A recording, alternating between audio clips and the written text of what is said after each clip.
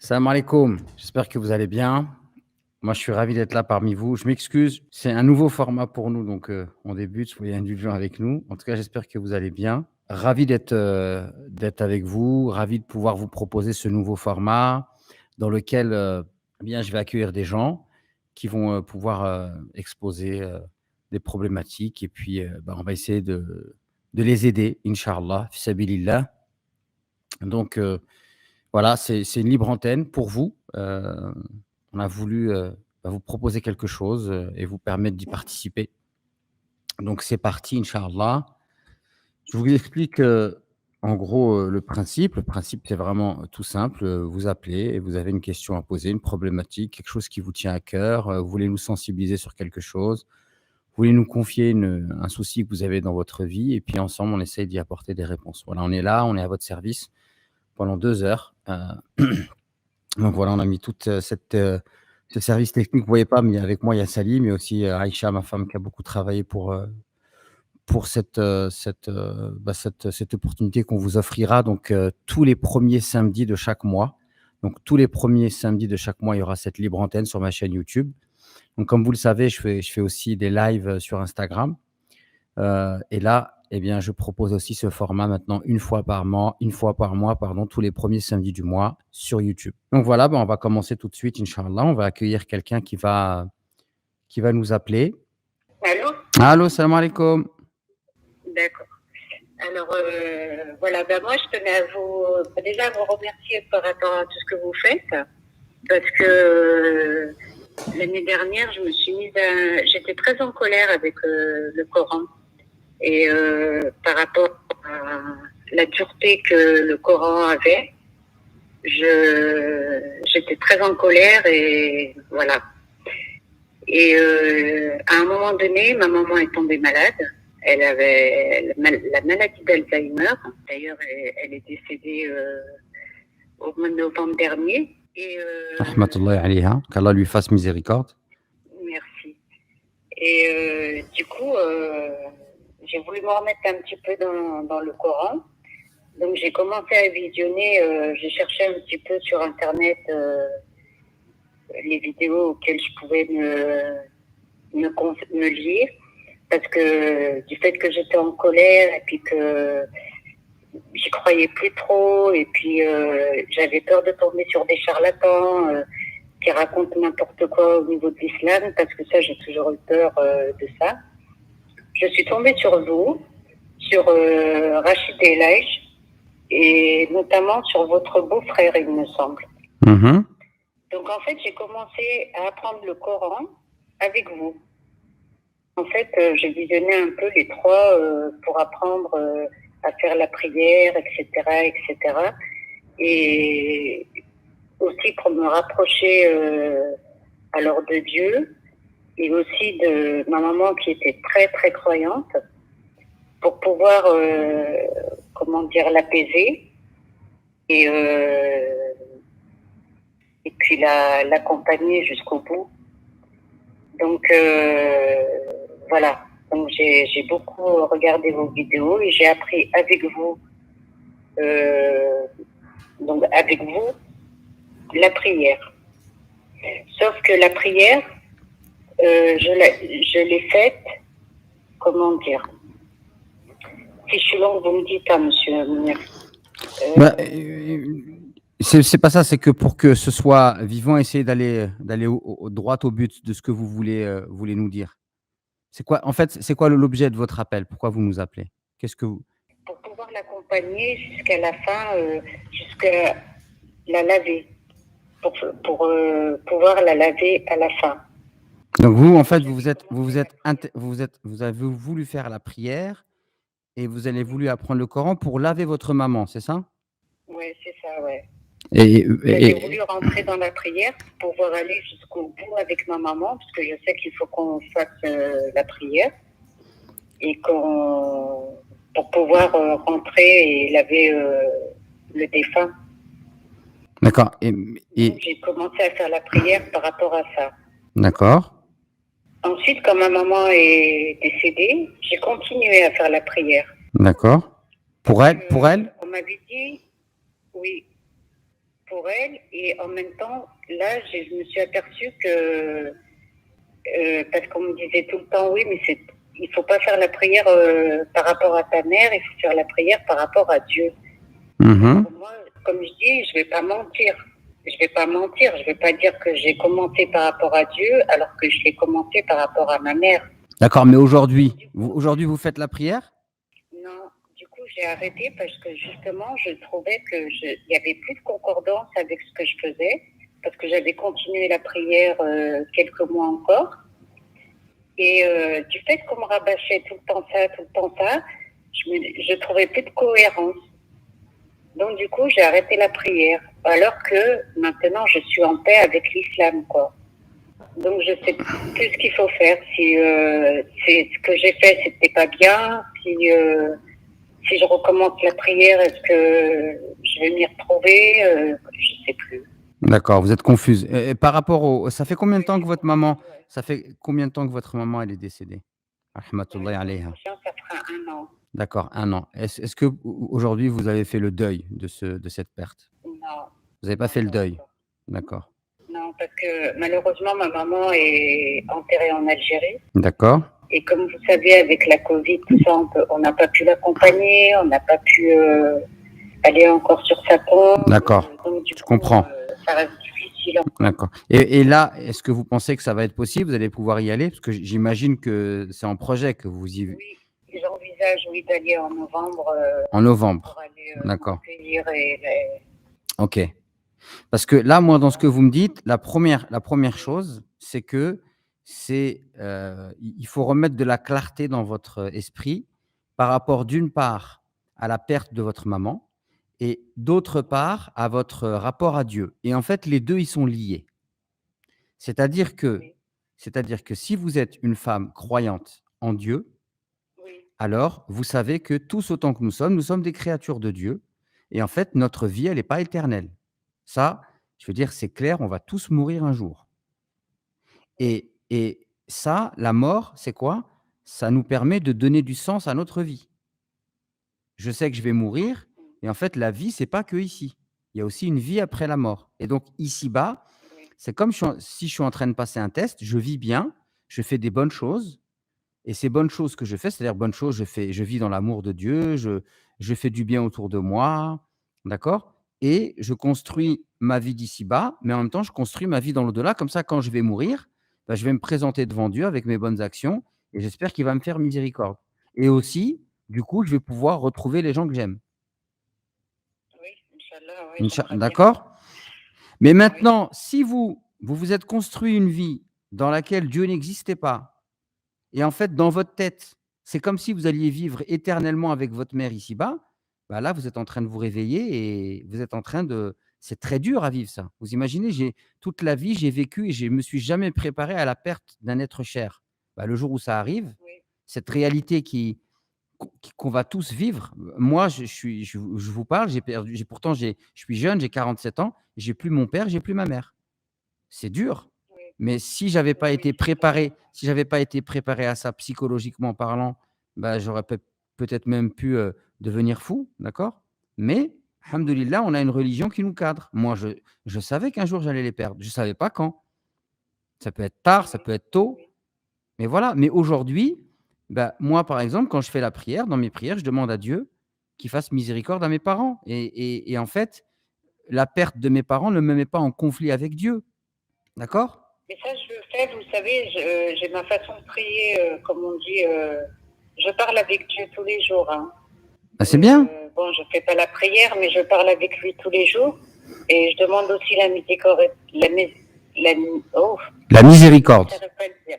Oui, tous les jours. Et puis, je fais des doigts aussi, parce que je suis croyante. En plus, je suis inscrite à votre plateforme. Donc, maintenant, j'ai beaucoup, j'arrive à connaître beaucoup plus. Donc, en fait, voilà, je deviens plus sereine avec ça. D'accord. Alors justement, dans ma plateforme, il y a une formation sur la mort. Est-ce que vous l'avez suivie? Non, elle m'a fait peur, j'y suis pas Alors, allée. eh ben, écoutez, vous savez ce que vous allez faire? Ouais, Vous allez, me faire la promesse de Ouais. commencer cette formation sur la mort. Elle n'est pas très longue, elle doit faire moins de 4 heures. Il y a un livre qui va avec, je vous invite à la regarder de A à Z. Ouais. Non, D'accord? Vous c'est vrai que regardez, si vous je regardez, l'ai 30 vu, mais c'était très dur de la regarder. et ben, si vous regardez 30 minutes là par jour dans allez, 1, 2, 3, 4 dans 4 jours, vous avez fini. 30 minutes de vidéo par jour, dans 4 jours, vous Ouais. avez fini et vous regardez ça et une fois que vous avez regardé, vous m'envoyez un petit mail. D'accord? D'accord, On ouais. fait comme ça? D'accord, pas de souci. Et ben, voilà, Eh et ben, je ben, vous je remercie vous pour en Monsieur prie, Mounir. qu'Allah il vous C'était un bénisse plaisir de parler. et qu'il fasse miséricorde à votre maman. Inch'Allah, ya Rabbi, Inch'Allah. Merci Je beaucoup. vous en prie, salam Au alaikum. revoir. Au revoir. Alors, alhamdulillah, on a réussi à avoir notre sœur. On demande à Allah subhanahu wa ta'ala qu'il fasse miséricorde, eh bien, à nos morts, aux croyants, aux croyantes, aux musulmanes et aux musulmanes, aux musulmans et aux musulmanes, pardon, aux croyants et aux croyantes, qu'il leur fasse miséricorde et qu'il déverse la patience sur leurs proches. Donc la mort, c'est une question sérieuse à laquelle il faut se préparer, qu'il faut surtout pas évacuer. Et donc, s'il y a des élèves de la plateforme, je sais qu'il y a pas mal d'élèves de la plateforme qui ont du mal avec cette formation sur la mort, ils en ont peur. Alors, je vous invite vraiment à la regarder. Vous allez voir que ça va plutôt vous être utile et au contraire, parfois, il faut affronter ses peurs pour pouvoir trouver la sérénité et la quiétude. Donc, j'appelle. Allô, vous m'entendez? Oui, je vous entends. Salam alaikum. Wa alaykoum salam wa rahmatullah. Alors, ma question concerne en fait ma fille, ma grande fille qui a aujourd'hui 10 ans. Pour la préserver, je l'ai retirée de l'établissement public auquel on était rattaché parce qu'il y avait beaucoup de violence, beaucoup de vulgarité. Donc j'ai préféré la mettre dans un établissement privé catholique à l'heure actuelle. Sauf que même si j'essaie de la préserver au maximum, aujourd'hui, elle se retrouve, donc à l'âge de 10 ans, à me poser des questions auxquelles je ne peux pas apporter de réponse parce que pour moi, elles sont beaucoup trop précoces, notamment sur la sexualité. Moi, j'ai grandi dans une famille où, je pense pour beaucoup de notre génération, où tout ce qui était sexualité, c'était quelque chose de tabou, aussi bien que ma mère qu'avec mon père. Le souci aujourd'hui, c'est qu'ils ont accès à tout, à Internet, des amis à l'école, comme j'ai pu vous le dire, ou même les enseignements qu'ils peuvent avoir. Et j'aimerais l'accompagner, mais tout ça dans la bienveillance et en essayant de préserver au maximum son innocence. Sauf que, encore une fois, elle me pose des questions où des fois, je bloque. En fait, j'ose pas lui répondre. Je veux vraiment lui donner une réponse sincère, une véritable réponse, sans mensonge. Mais pour moi, des fois, les sujets sont tellement, oui, c'est tellement, on va dire, poussé que je me retrouve, je sais pas quoi répondre. Donc, je botte en touche. Alors, écoutez, allons-y. Donnez-moi un exemple là, juste de questions qu'elle vous pose et qui vous fait bugger, parce que c'est un peu ça. D'accord, donc sans tabou alors. Sans tabou, bismillah, on vous écoute. Ok. Alors du coup, elle m'a demandé comment se passaient les rapports sexuels. D'accord. Ok. Sachant qu'elle avait entendu ça justement, elle m'a posé cette question-là suite à une amie, entre guillemets, à l'école, qui lui avait expliqué comment ça se passait, et elle est revenue à la maison, puisque j'ai toujours insisté, je lui ai toujours dit, ce que tu entends à l'école, tu m'en parles, il n'y a pas de tabou entre toi et moi, je veux vraiment qu'il n'y ait pas de filtre entre nous deux, justement pour essayer de l'accompagner et d'être, d'essayer de repousser tout ce qui est mensonge et d'être le plus sereine possible avec elle. Et le problème, c'est que là, j'ai botté en touche parce qu'elle a 10 ans. Je peux pas, je trouve que c'est beaucoup trop jeune.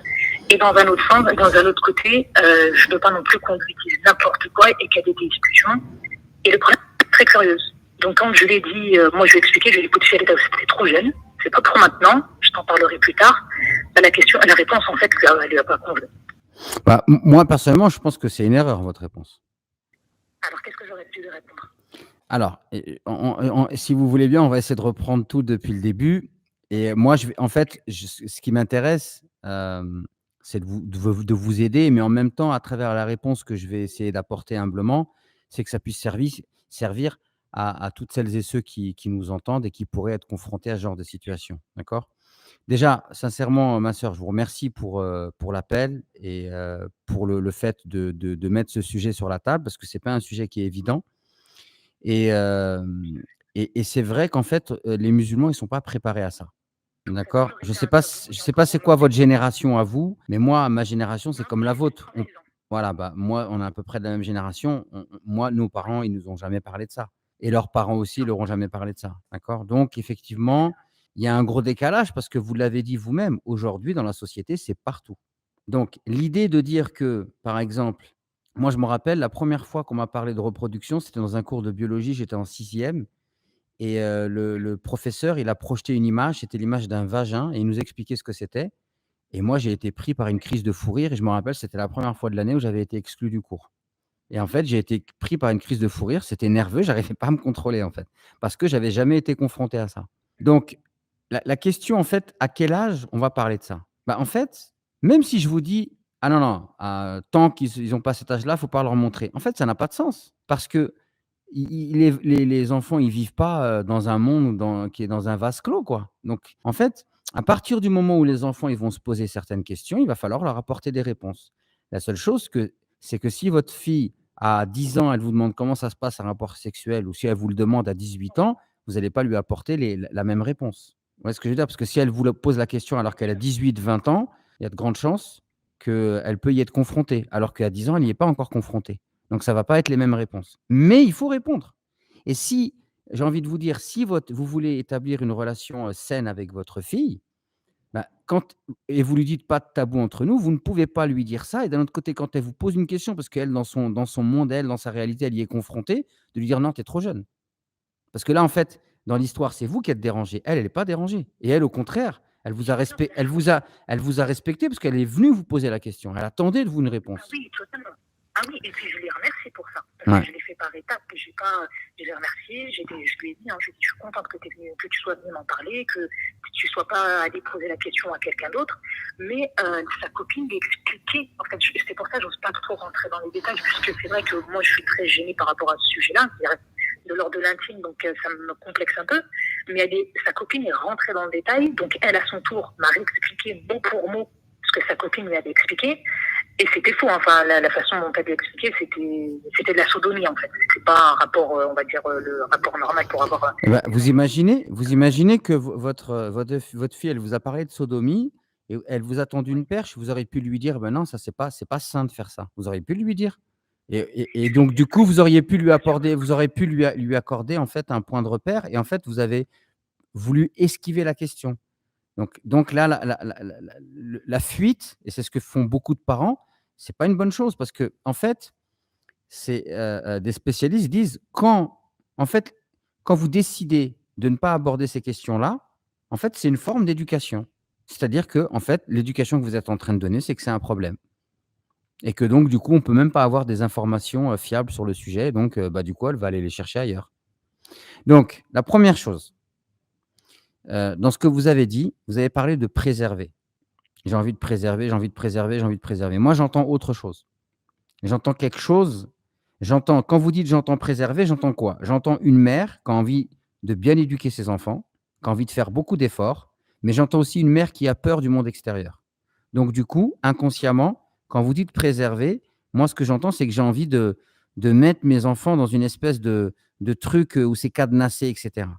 Mais en fait, même si vous voulez faire ça, en fait, vous allez pas l'éduquer votre fille parce qu'à un moment donné, eh ben, elle va être confrontée aux choses qu'il y a dehors. Elle va être confrontée à de la drogue, aux mensonges, aux vices. Elle va être confrontée à ça. Donc la meilleure éducation qu'on peut lui donner à votre fille, c'est pas d'essayer de la mettre dans un monde où il y aura pas tout ça, mais c'est de la préparer à affronter ça. Vous voyez ce que je veux dire? L'éducation, c'est pas prendre son enfant et le mettre dans un univers aseptisé. C'est pas parce que vous l'avez mis dans une école catholique qu'elle va pas être confrontée à de la violence, qu'elle va pas être confrontée à de la tentation, des garçons et cetera. Vous voyez ce que je veux dire? Et l'éduquer, c'est la préparer à ça. Et je vais même aller encore plus loin au risque de vous choquer. Votre fille, peut-être que même des fois, elle va expérimenter certains péchés, certaines erreurs. Et ben, c'est pas la fin du monde. À partir du moment où elle a expérimenté et qu'au préalable, elle savait que c'était pas bien et qu'elle l'a expérimenté, bah, après elle peut expérimenter le repentir. Allah, il a fait expérimenter le péché à Adam. Ça n'a pas empêché que c'est un prophète. Vous voyez ce que je veux dire? Donc la tentation, l'homme, l'homme, je veux dire l'homme et la femme, des fois, il y a des tentations et l'éducation et notamment l'éducation spirituelle, c'est pas de faire en sorte de les mettre dans un contexte où il y a pas de tentation, c'est de leur apprendre à la gérer. Apprendre à gérer ses frustrations, ses pulsions, ses désirs. Vous voyez ce que je veux dire? Donc ça, je pense que quand vous dites préserver, c'est un truc, je pense que sur lequel vous devriez réfléchir C'est est-ce que je veux éduquer mes enfants dans le sens que je veux les formater, ça c'est bien, ça c'est mal et je te mets dans un univers où il y a que du bien et donc du coup, je les prépare pas, mais un jour, ils vont bugger, d'accord? Parce ils seront pas préparés à affronter la réalité du monde. bien sûr. Donc préserver, oui, mais pas enfermer, d'accord? On prépare à la réalité de la vie. On prépare nos enfants à affronter la réalité de la vie. Exactement. Et donc, du coup, ce qui se passe, c'est que, bah, aujourd'hui, la société, il y a une érotisation de la société. On sait aujourd'hui que vers l'âge de 12 ans, la plupart des enfants, ils ont vu Oui, du porno. Vous voyez ce que je veux dire? c'est ça qui m'inquiète. Ah, c'est ça qui m'inquiète. Mais oui, mais en fait, il faut pas que vous soyez paralysés par l'inquiétude. Il faut plutôt que vous vous dites: «Qu'est-ce que je peux semer chez ma fille pour qu'en fait, elle puisse traverser ça?» Elle va le traverser d'une bonne manière et elle va pouvoir comment dire? Vous savez, en arabe, tarbiya, c'est faire grandir.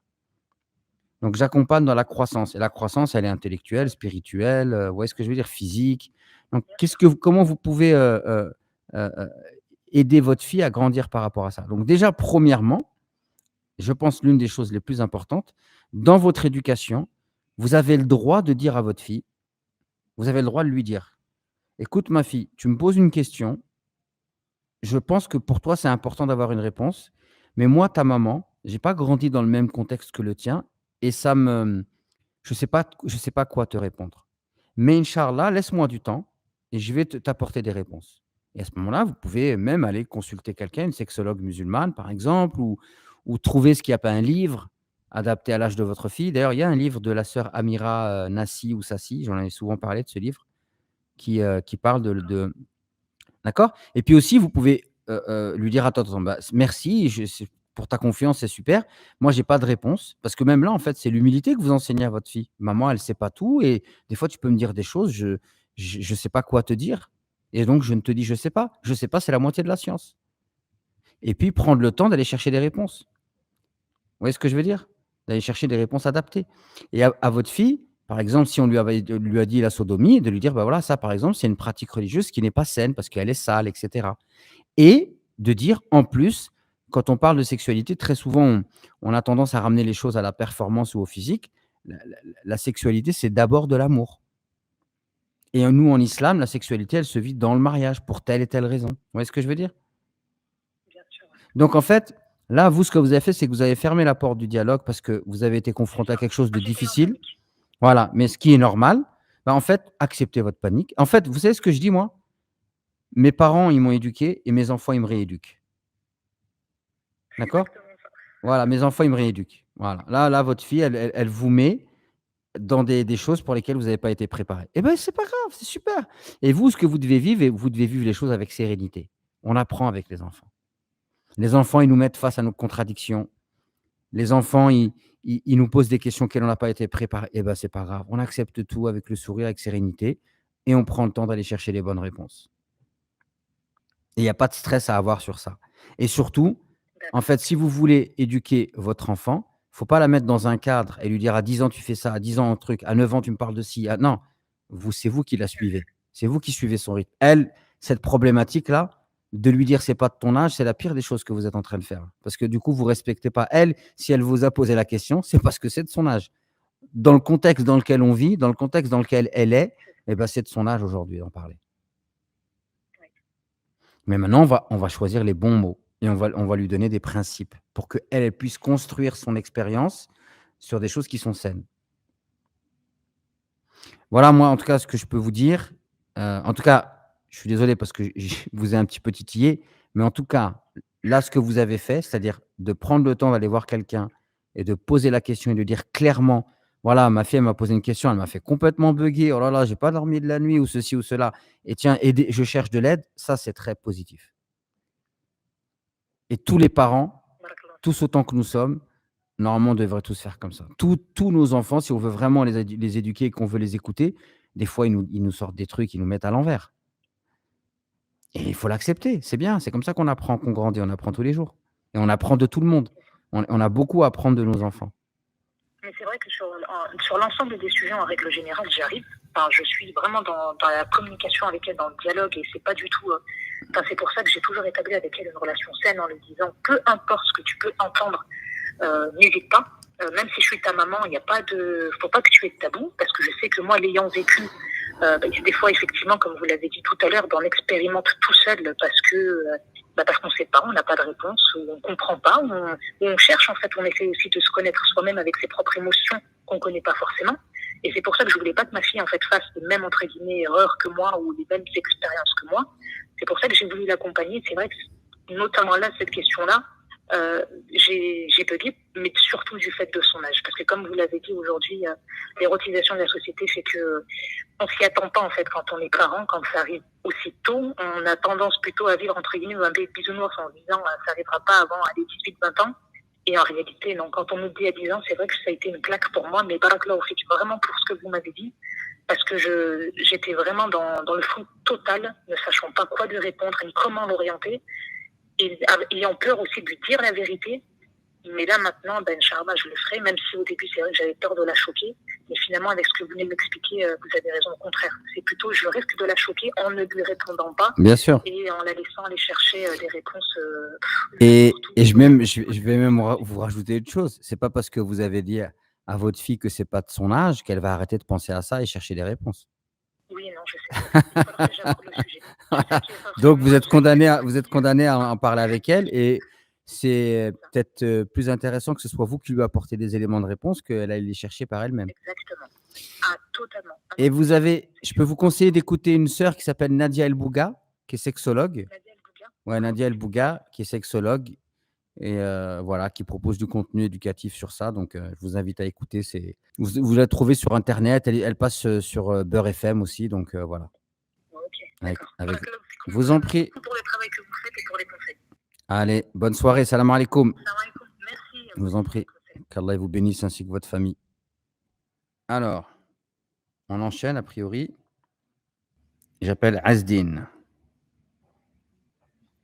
Allô. Allô, salam alaikum. Alaikum salam wa rahmatullahi wa barakatuh. Ça va mon frère, la basse? Alhamdoulilah, et toi?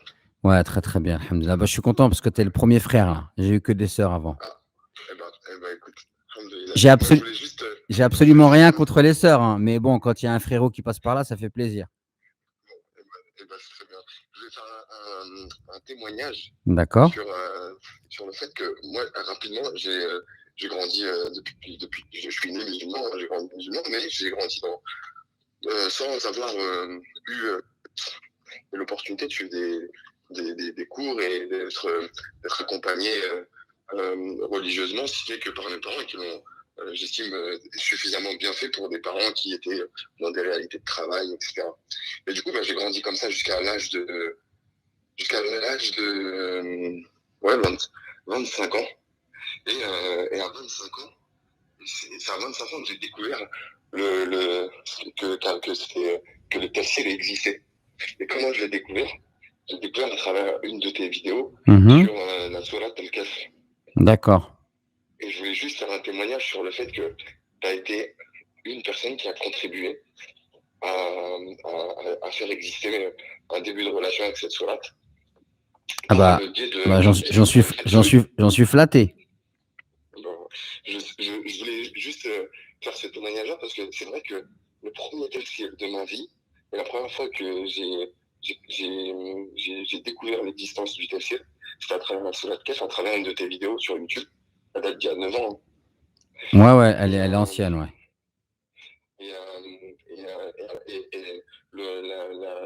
Le témoignage que je voulais aussi faire à travers ça, c'était que finalement, de ce tafsir, j'en ai suivi plein d'autres.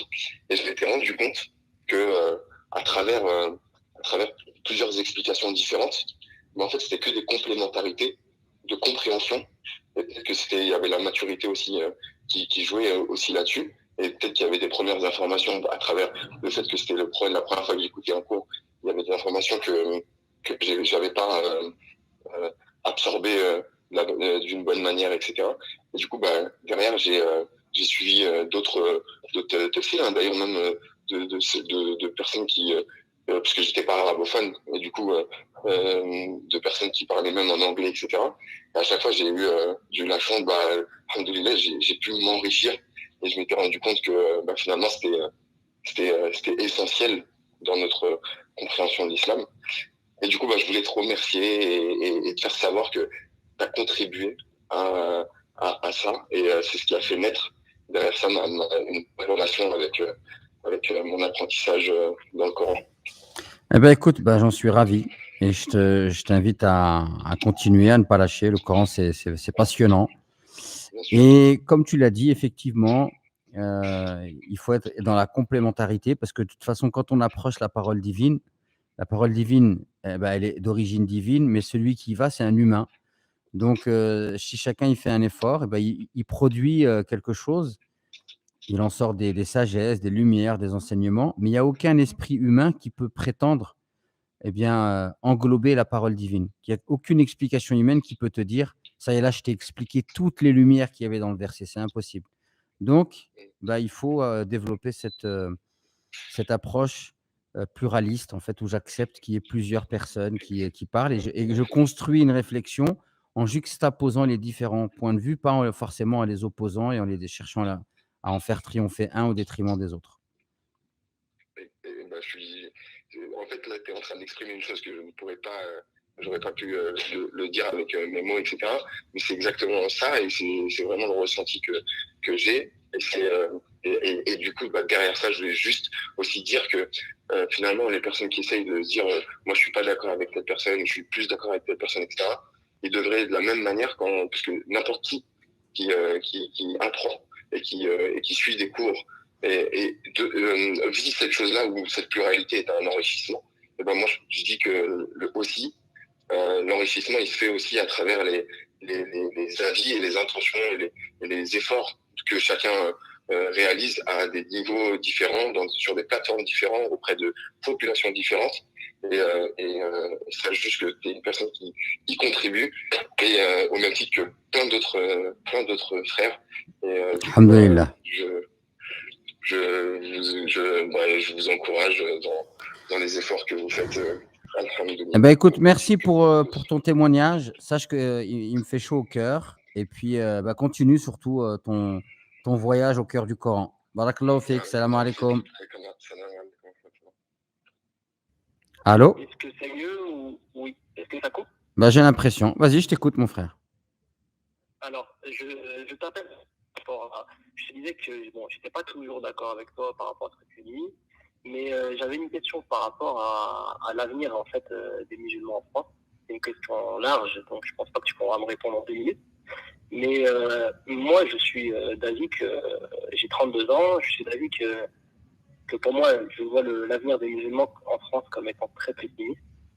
Contrairement à toi qui, souvent dans tes vidéos, tu as un discours un peu plus optimiste que moi, beaucoup plus. Moi, je pense que ce qui peut arriver aux musulmans, c'est quelque chose de très grave à l'avenir. Et même si je suis pas d'accord avec toi sur beaucoup de tes vidéos, tu es un acteur de la communauté musulmane, tu fais beaucoup de vues sur YouTube, comme beaucoup de tes collègues, ton beau-frère, etc. Et je pense que vous avez une responsabilité qui est grande et un pouvoir de parler à beaucoup de monde.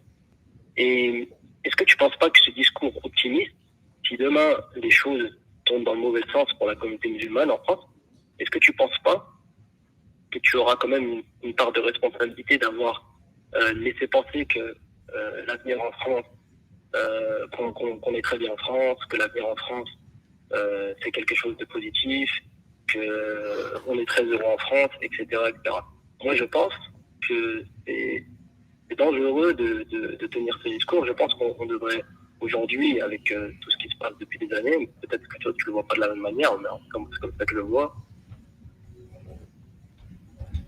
au moins, au minimum, appeler la communauté musulmane et les musulmans en général à anticiper les choses pour ceux qui le peuvent, et faire un petit peu comme toi tu l'as fait, c'est-à-dire soit de partir à Tanger, faire un hijra ailleurs, ou aller même dans un autre pays non musulman, mais au moins où il y aura une acceptation de l'islam, soit au moins, pour ceux qui ne le peuvent pas dans un premier temps, au moins de préparer peut-être un plan B dans 10 ans, dans 20 ans, dans 30 ans, mais au moins d'y penser, d'y songer, et de pas forcément de tenir le discours qui consiste à dire Alors, notre avenir est en France. alors juste, moi, je voudrais que tu précises quelque chose.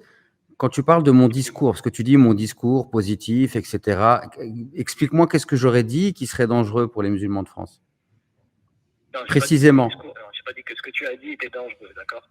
Je sais pas ce que je dis, mais je dis que je trouve que c'est problématique et c'est compliqué quand on entend toujours le même discours, à savoir le tien et ceux de... Ben justement, moi, je vais essayer de comprendre c'est quoi mon discours. Je vais te préciser, justement. Bah justement. C'est le discours qui consiste, en fait, à toujours positiver l'avenir en France. De dire que, en fait, on vit très bien en France, limite que tout va pour le mieux, écoute, que tout va aller pour le mieux pour la communauté. Je m'excuse, mais par exemple, là, la manière dont tu comprends mon discours, je ne me retrouve pas du tout.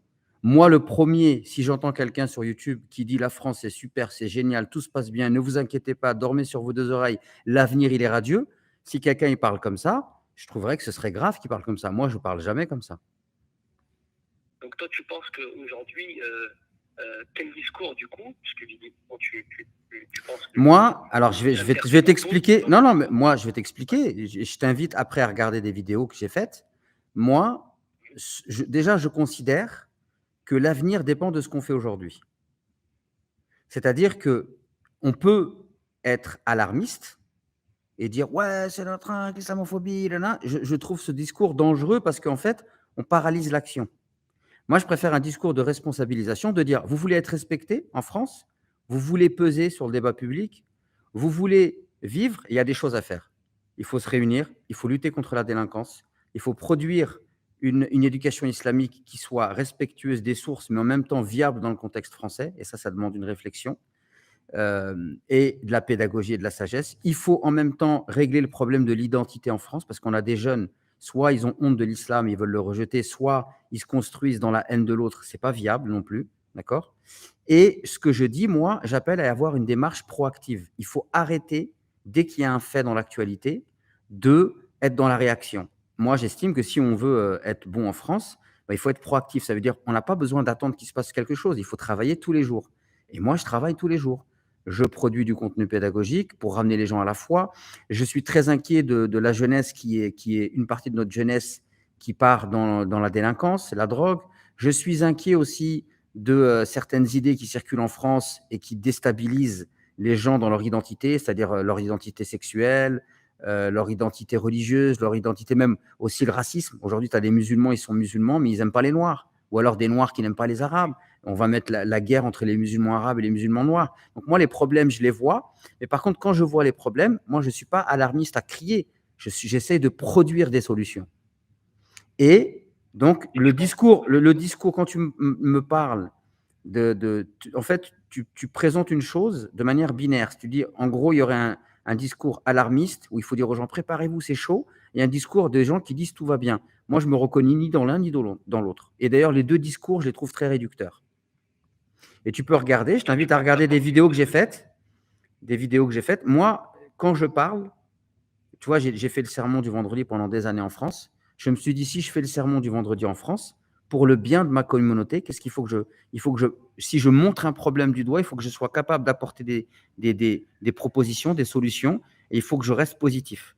Dans le sens positif, être positif, ça ne veut pas dire il n'y a pas de problème et tout va bien. Être positif, ça veut dire, ouais, on a des défis à relever, mais plutôt que de maudire l'obscurité, cherchons ensemble à allumer une bougie. C'est ça ma posture. Et justement, M. Mounir, moi, ce que je reproche plutôt, on va dire, c'est que dans les solutions qui sont proposées, on ne parle jamais de la solution qui consiste en fait à finalement faire ce que tu as fait et partir, par exemple.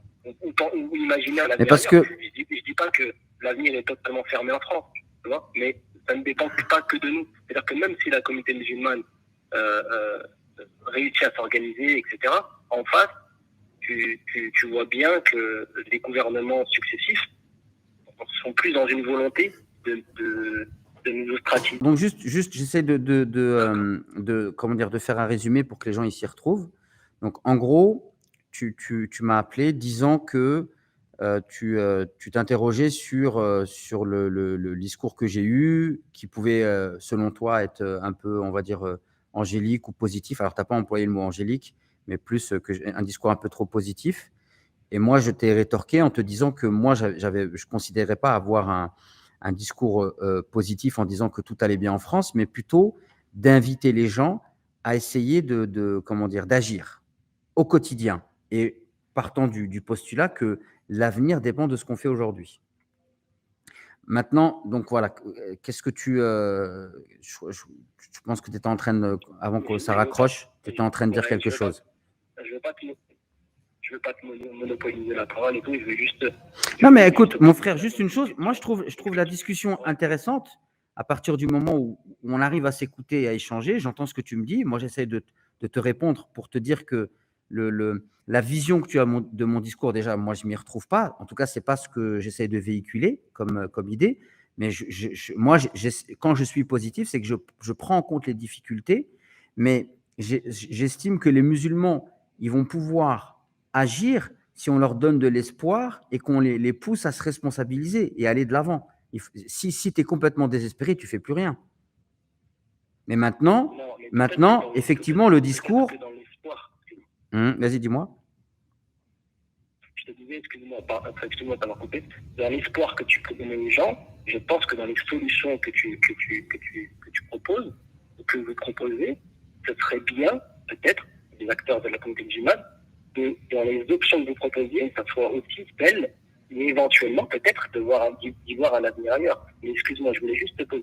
mais attends, juste une chose. Je te vais poser ta question, mais juste une chose. Par exemple, là, dans ce que tu viens de dire, de mon point de vue à moi, je trouve ça, excuse-moi, je ne dis pas que toi, tu es ridicule, mais je trouve cela, moi, ridicule. Je trouverais que je serais ridicule de dire aux gens, non, il faut travailler. Si vous voulez un avenir en France, il faut vous relever les manches et travailler, faire ce qu'il faut.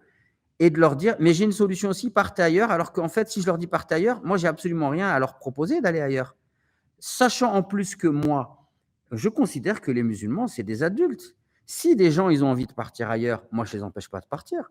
Si quelqu'un, à titre personnel, il a une maison au bled, il a une situation professionnelle, il peut, etc., il se voit mieux vivre ailleurs, bah, ça, c'est un choix personnel qui n'engage que lui, qu'il le fasse. Moi, tu vois, j'ai choisi d'aller vivre ailleurs à un moment donné, bah, c'est un choix personnel. Mais si tu t'adresses aux musulmans de France pour leur dire il faut partir, tu ne peux pas d'un côté leur dire construisez votre avenir en France, voilà ce qu'il faut faire, relever les manches, il y a du boulot en plus, et en même temps de leur dire allez ailleurs si ça ne va pas. Ça ne peut pas fonctionner comme ça dans les deux sens. Moi, justement, personnellement, moi, je ne tiens pas ce discours du fait qu'on peut vivre en France. Moi, je pense personnellement, et moi, après, c'est mon avis, justement, on n'a pas le même avis par rapport à ça. Moi, je pense que quelqu'un qui veut vivre réellement sa foi, qui veut vivre sa religion comme l'islam finalement le prescrit, il aura énormément de difficultés à le vivre en France. Peut-être que d'autres pays, je ne dis pas qu'il faut absolument le vivre dans un pays musulman. Il y a des pays, par exemple, occidentaux, anglo-saxons ou autres, qui vont être beaucoup plus dans l'acceptation de l'islam. Ok, d'accord. Ça veut dire que toi, en fait, à l'époque du prophète, tu n'aurais pas pu vivre les 13 premières années à la Mecque. Parce que ce que les musulmans, ils ont vécu à la Mecque et la situation dans laquelle ils étaient à la Mecque, c'est bien pire que la situation dans laquelle les musulmans, ils sont en France. Et toi, donc, tu n'aurais pas pu vivre avec le prophète à la Mecque. Mais quand à un moment donné, le prophète était en danger de mort, bah, ils ont dû partir faire la Hijra et partir à Médine. Ouais, mais danger de mort. Attends, excuse-moi, juste 2 secondes. Attends. Il s'avère que pendant 15 ans, tous les ans, j'ai enseigné la sira du prophète. Donc, quand le prophète, il était à la Mecque, pendant 13 ans, il s'est battu tous les jours, il a fait tout ce qu'il a pu pour essayer de faire avancer les choses. Et effectivement, quand il a été menacé de mort, il est parti. Mais quand il est parti, d'ailleurs, c'est même pas une fuite, parce qu'il est parti à Médine, et il y avait déjà eu le serment d'Al-Aqaba 1 an avant le premier serment. Et donc, qu'est-ce qu'il a fait ? Il avait préparé le terrain à Médine, et quand il est arrivé à Médine, le projet qu'il voulait mettre en place à la Mecque, et il ne pouvait pas le faire, il l'a mis en place à Médine. Il a fondé son État à Médine. D'accord ? Donc, ça veut dire que… Pouvoir revenir finalement… Ouais, mais ça veut dire qu'il est parti il a quitté la Mecque, mais pendant 13 ans à la Mecque, il était musulman et ils ont vécu, d'accord? Et maintenant, si tu veux faire une analogie avec la France, aujourd'hui en France, bah, il y a des musulmans qui construisent encore des mosquées. Ouais, c'est tendu, d'accord? Mais il y a des musulmans qui construisent des mosquées. Il y a des gens qui agressent des femmes voilées qui sont, comment dire, sanctionnés dans les tribunaux. Il y a, comment dire, la possibilité de prier. Voilà. Donc maintenant, est-ce que c'est l'idéal en France? Non, on est loin d'être dans une situation idéale, mais il y a des gens qui vivent leur islam, etc. Et si il s'avère qu'il y avait des pays où on pourrait aller vivre, pratiquer notre foi, travailler, et que c'était super facile, la question, elle ne se poserait même pas, en fait. On n'aurait même pas ce débat, toi et moi. Les gens, ils seraient tous partis. Mais c'est que c'est compliqué de quitter la France et d'aller dans d'autres pays aujourd'hui, des pays dits musulmans. Donc, les gens, qu'est-ce qu'ils font? Ils composent. Et il s'avère qu'en France, il y a quand même énormément de mosquées, il y a énormément d'efforts qui ont été faits. Je ne sais pas quel âge tu as, mon frère. Tu as quel âge?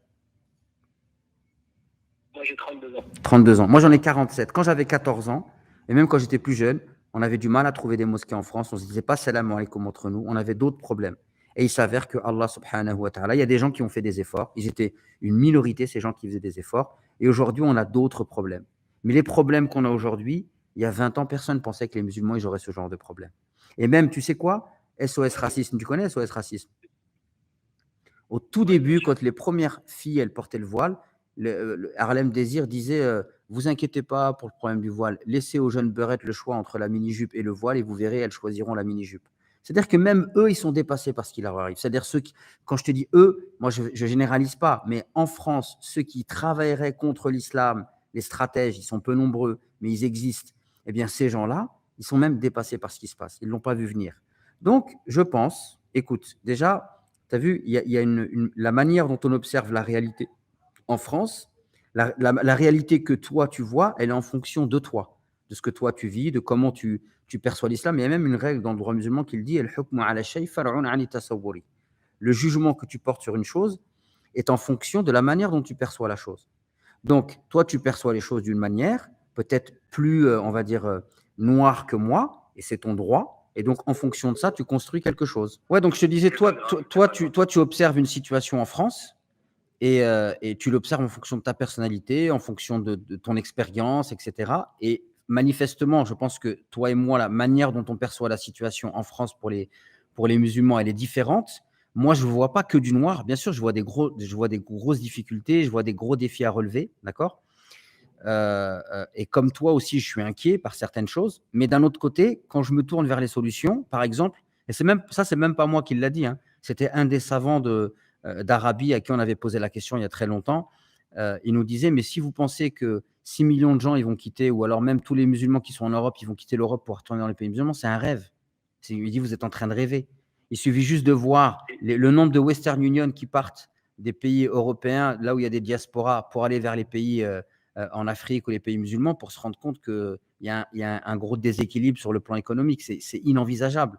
Donc, je pense que les musulmans en France, pour une grande partie, ils sont condamnés à se battre, à s'unir et à essayer on va dire, de faire avancer leurs droits, leurs causes, d'une manière sage et intelligente. Et est-ce que c'est possible? Toi, tu peux dire non, mais en fait, tu n'en sais rien. Moi, je peux dire oui, j'en sais rien. Moi, ce que je dis ni oui ni non. Je dis si vous n'avez pas d'autre choix, alors battez-vous. Et comme l'ont fait les premiers musulmans à la Mecque, ils se sont battus. Et il faut avoir confiance en notre capacité à réagir. S'il s'avère que demain, il y a, je sais pas moi, un génocide qui est fait pour les musulmans de France, bon, j'espère que d'ici là, quand même, on aura le temps de le voir venir. Mais là, on en est loin encore de ça. Mais si demain, il y a un génocide, il faudra que les gens ils prennent leurs responsabilités et ils partent pour sauver leur peau.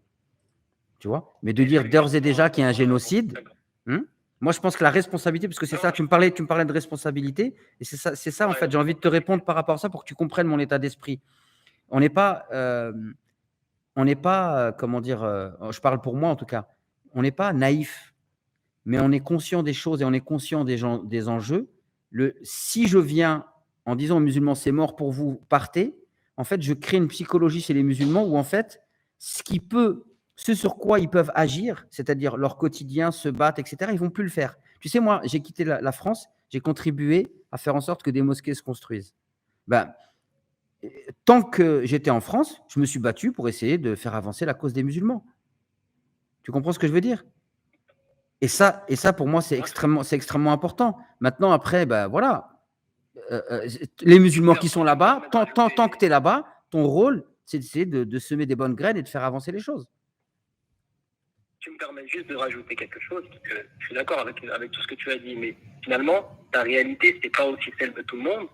Et moi, ce que je voulais rajouter, c'est que moi, je pense que en France, ceux qui finalement combattent l'islam ne souhaitent pas, dans le fond, que les musulmans quittent la France. Parce que moi, je pense qu'en fait, leur volonté, c'est de faire un petit peu ce qu'ils ont fait aux catholiques finalement, c'est de faire sortir Dieu du cœur des musulmans, comme ils l'ont fait avec les catholiques en faisant sortir finalement Dieu de leur cœur. Mais alors là, par exemple, je pense que tu te trompes complètement. Parce que, en fait, quand tu dis ceux qui combattent les musulmans, déjà, ceux qui combattent les musulmans, ils combattent les musulmans pour différentes raisons. Moi, je te parle d'ici de la guerre idéologique. Tu vas prendre les gens qui sont contre l'islam en France, etc., et qui sont vraiment des ennemis des musulmans, qui écrivent des livres, qui produisent de la pensée, qui sont dans le marketing politique, qui conseillent des politiques de premier plan. Tu te trompes clairement parce qu'en fait, ils sont pas. Tu parlais de multifactoriel. Ben, les opposants à l'islam, ils sont protéiformes dans leur idéologie aujourd'hui. Alors oui, tu as des gens qui veulent la sécularisation, c'est-à-dire ils veulent une société complètement sécularisée, ils ne veulent pas du religieux, ils sont hermétiques à ça. Mais ce n'est pas forcément les plus nombreux. En France, aujourd'hui, parmi les plus grands opposants à l'islam, c'est les identitaires. Et eux, je peux te garantir que si demain, il y a des bateaux et que les gens, tous les musulmans, les noirs, les africains, etc., même les non-musulmans, ils quittent la France, eux, ils sont contents. En fait, je crois, moi, tu sais, moi, tant que j'étais en France, mon objectif, c'était quoi? C'était d'essayer d'être force de proposition et de semer des bonnes graines. Voilà. Après, si j'y crois plus, je pars et je fais autre chose. Tu vois ce que je veux dire? Donc moi, plutôt que dire non, mais moi je me rappelle quand on construisait, moi je te parle au début des années 2000, on voulait construire une mosquée, les gens ils nous disent ouais, au lieu de faire la hijra, vous êtes là à demander de l'argent pour construire des mosquées. Écoute frère, nous on travaille pour les musulmans qui sont là. Si toi tu sens pas le truc, bah construis ta vie quoi, tu vois. Le but du jeu, va là où tu penses que c'est bon pour toi et puis construis, fais quelque chose. Vraiment, mon frère, pour être honnête avec toi, actuellement, je vis pas en France. Je vis au Canada et je vis dans un pays anglo-saxon. Mais mon objectif, c'est même si j'ai 32 ans que je suis jeune, ça fait déjà 10 ans, 15 ans, quand j'étais jeune et que je parlais avec mes amis, qu'on se posait ces questions-là, qu'on se questionnait sur l'avenir de notre place en France, finalement. Et je pense que tu l'as vu aussi, en 10 ans, 15 ans, les choses, elles ont grandement évolué. À l'époque, le discours, c'était un discours non d'arabes, non d'immigrés. Aujourd'hui, c'est devenu un petit peu un discours non musulman. Donc c'est devenu, je pense, beaucoup plus compliqué aujourd'hui. Et aujourd'hui, je pense qu'il faut. Moi, je suis très inquiet, même si je suis loin, je suis très inquiet pour la communauté musulmane en France. Ouais, mais moi, par exemple, par rapport à ça, je peux nuancer ce que tu dis et je me dis que plus il y a de l'opposition contre les musulmans de France et plus d'un autre côté, je vois que les musulmans de France, ils font des belles choses. Par exemple, j'ai jamais vu autant de livres produits sur l'islam. J'ai jamais vu autant de débats évoluer vers le bon sens. J'ai jamais vu autant de mosquées, autant de gens s'intéresser, autant de gens se convertir. Tu sais, Ibn Taymiyyah disait « Ida arad Allah an yudhira dinahu, ja'ala li dinihi mu'aradan ». Donc ça, c'est pas moi, c'est la pensée d'Ibn Taymiyyah. Il te dit lorsque Ibn Taymiyyah disait lorsque Dieu il veut faire surgir sa religion, il met à sa religion des opposants. Donc, il faut aussi lâcher prise par rapport à ça, tu vois. Et après aussi, il faut prendre de la hauteur. Frère, tu as vu le nombre de musulmans, le nombre de mosquées en peu de temps? Et tu sais, quand on parle de l'islamophobie, il y a une islamophobie peut-être idéologico-politique, elle est minoritaire. La majeure partie de l'idéologie de l'islamophobie, elle est populaire et elle est nourrie de l'idéologie, on va dire, idéologique. Mais il y a des raisons à cela, c'est normal. Tu vas dans un pays et tu fais surgir en peu de temps, qu'on ne comprend rien, des gens qui ne s'habillent pas différemment, qui pensent différemment, c'est déstabilisant. Donc, tu sais, moi, je pense que, par exemple, il y a beaucoup de choses qui vont se régler, ça va être générationnel. Moi, les Français avec qui j'ai grandi, à leur époque, il n'y avait pas de mosquée, il n'y avait pas de jeunes en camis, il n'y avait pas de femmes voilées. Aujourd'hui, dans les collèges, les gens, ils ont vu ça partout. Donc, il y a des choses, c'est générationnel. Il y a des problèmes qui vont disparaître parce qu'il y a une génération qui va disparaître. Et il y a une génération qui va vivre et qui aura grandi et qui aura été habituée à voir un certain nombre de choses. Il y a aussi des problèmes du quotidien, tu vois, qui sont insolubles, comme par exemple les jeunes filles, nos filles, etc., qui souffrent. Ça bug. Ah, tant pis, Barakallah aussi, je vais pas vous importuner plus. Tu m'as laissé la parole, c'est gentil. Je t'en prie, mon frère. Tu sais, toute personne qui est courtoise et qui est dans le débat, il n'y a aucun problème. Par contre, toi, tu as été courtois, tu m'as écouté, tu m'as exposé ton point de vue avec franchise et sincérité, mais avec respect, avec courtoisie. En même temps, tu m'as laissé te répondre et j'ai senti que tu m'as écouté. Donc, alhamdoulilah, pourquoi, tu sais, la divergence de point de vue, et c'est naturel. C'est naturel qu'on puisse. Et en plus, surtout, ce qui est le plus important, c'est que dans cette histoire-là, toi comme moi, c'est le bien des musulmans qu'on recherche. Il ne faut pas l'oublier. Alors, on n'a peut-être pas les mêmes préconisations, mais en tout cas, on recherche la même chose. C'est ça, on cherche le meilleur pour la communauté musulmane. Ok, ça marche. Eh ben, écoute, mon frère, je te laisse. Barakallahu fik. Allah yisahil alik. Barakallah fik, barakallah. Allez, salam alaikum. Voilà les amis, désolé de tous ces problèmes techniques. Par contre, Inch'Allah, on lâche rien. Samedi prochain, on refait encore une libre antenne. Donc ce sera tous les premiers samedis du mois. Et ce sera comme ça s'est passé aujourd'hui.